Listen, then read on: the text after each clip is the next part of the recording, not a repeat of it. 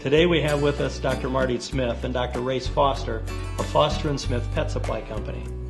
Drs. Foster & Smith is the #1 catalog and online seller of pet supplies in the United States. But it didn't start out that way. It started out as a veterinary clinic in northern Wisconsin. Marty Smith, tell us a little bit about the beginnings from a veterinary clinic practice to becoming a cataloger. Back in 1983, we decided that because of some needs in the practice and everything, we were going to try some new venues. At that time, there were over 50 people doing the same thing we do today. They were selling direct to the pet owner, to the kennel owner, products right from the veterinary clinic or other pet-related products. So as a venture, along with our clinics, we started that in 1983.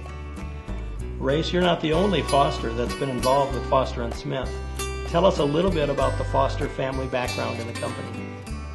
My brother was a veterinarian before me, and he graduated from Michigan State University in 1974. Practiced with Marty for a period of time here in northern Wisconsin. And in 1983, I joined the two of them. And then there were two Fosters, one Smith.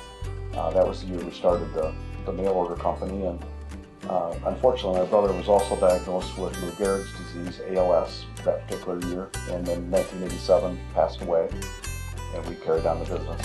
Race, tell us about the newsletter that Rory wrote for the company early on. How did that get started, and how did that lead you into the catalog business?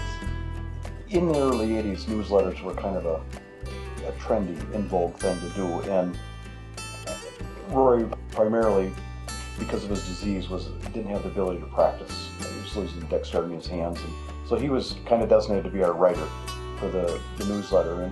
And he wrote a newsletter that kind of gave advice to kennel owners, people that own multiple dogs, sled dog owners, helped them, gave them direction on how to do some of their own veterinary care. The alternative was that the dogs didn't get any, because those type of kennels just had too many dogs to bring them to an animal hospital like ours. It wasn't economically feasible. So the newsletter helped them do a lot of their own work to keep the dogs healthy. How many people were working on the newsletter, Marty, when you got started? That first newsletter that went out? Rory, who wasn't practicing at that time, wrote most of the newsletters. It was actually fairly easy for him. We would chip in and help sometimes, but he did the burden of the work. A few hours a month we were able to write the newsletter. It was mostly about current topics.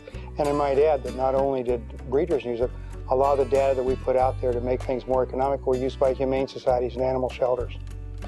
And how many people did you mail it to?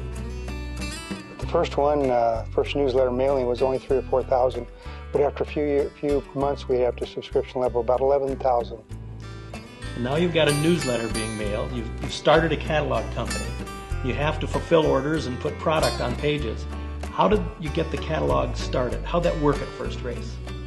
I think that was basically just an extension of our animal hospital. We were selling, the majority of the products were right on our shelves. A lot of them were over-the-counter products that didn't need to be sold through veterinary hospitals.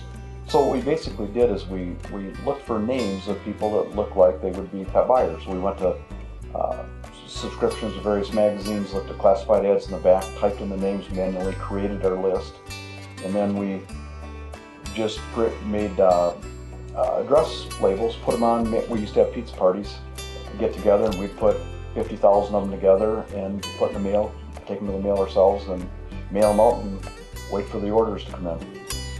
How many people did you have at that time? How big was the staff that was doing this job? At that point in time, it was all family, except for maybe one receptionist in the clinic who would answer orders. So it started very small. Who did the photography? Who did the copywriting? How many pages were in that first set of catalogs as you rolled it out in the first 6 months to a year? The first catalog was only 16 pages. We did the photography and we did the copy. We typed in the names for the catalog, and like I said, it was a family operation at that time. We just had a good time doing it.